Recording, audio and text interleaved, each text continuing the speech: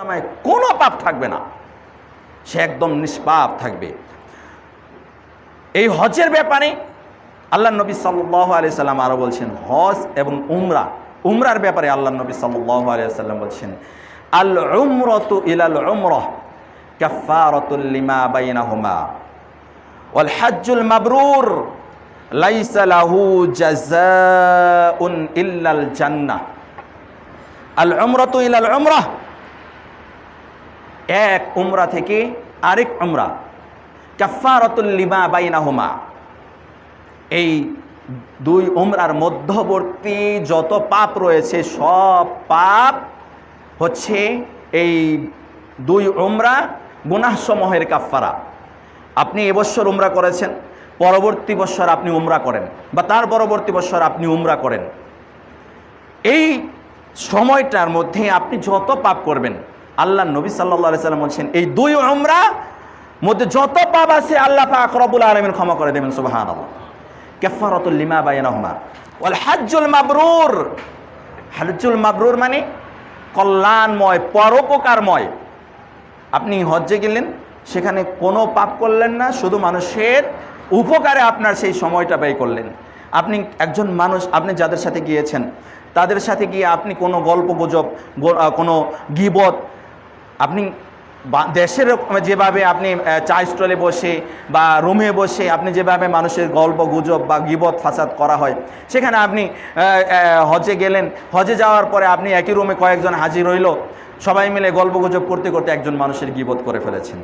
এরকম গীবত থেকে যারা বিরত থাকতে পারবে, শুধুমাত্র মানুষের কল্যাণে যারা নিয়োজিত থাকতে পারবে, এরকম কল্যাণময় পরোপকারময় হজ্জের একমাত্র পুরস্কার হচ্ছে জান্নাত। আল্লাহ নবী সাল্লাল্লাহু আলাইহি সাল্লাম বলছেন,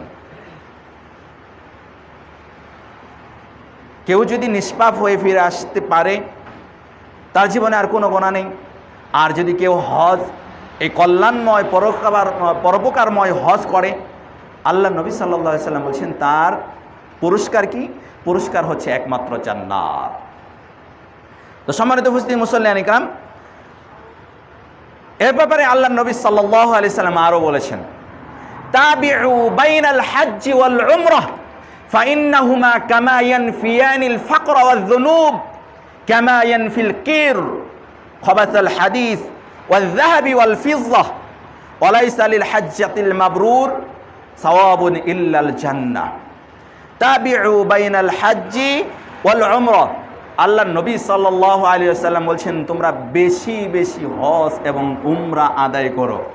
আপনি জীবনে হজ একবার করার সুযোগ হয়েছে, একবার করেছেন, যদি আরও সামর্থ্য থাকে আরও হজ আদায় করেন। উমরা যদি সামর্থ্য থাকে আপনি প্রত্যেক বছর উমরা আদায় করার চেষ্টা করেন। জীবনের গুনাহকে আপনি যদি মুছে ফেলতে চান, আপনি যদি একদম পবিত্র হতে চান, তাহলে আপনি বেশি বেশি হজ এবং উমরা আদায় করেন। তো এই আল্লাহ নবী সাল্লাল্লাহু আলাইহি সাল্লাম বলছেন, তাবিউ বাইনাল হজ্জ ওয়াল উমরা ফাইন্নাহুমা কামা ইয়ানফিল কির খাবাসাল হাদিস। এই দুইটি আমল, হজ এবং উমরা, কর্মকার এবং স্বর্ণকারের আগুন যেমন লোহা এবং স্বর্ণের থেকে মরিচা বা ময়লা দূর করে দেয়, এই হজ এবং উমরা মানুষের মধ্য থেকে প্রথম হচ্ছে তার পাপ মোচন করে দেয়। প্রথম কি? পাপ মোচন করে দেয়। দ্বিতীয় হচ্ছে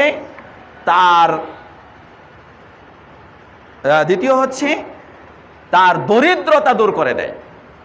মানুষ মনে করে যে হজ্জে গেলে টাকা পয়সা লস হবে, উমরা করলে টাকা পয়সা লস হবে, কিন্তু আল্লাহ নবী সাল্লাল্লাহু আলাইহি সাল্লাম তো বলছেন ভিন্ন কথা।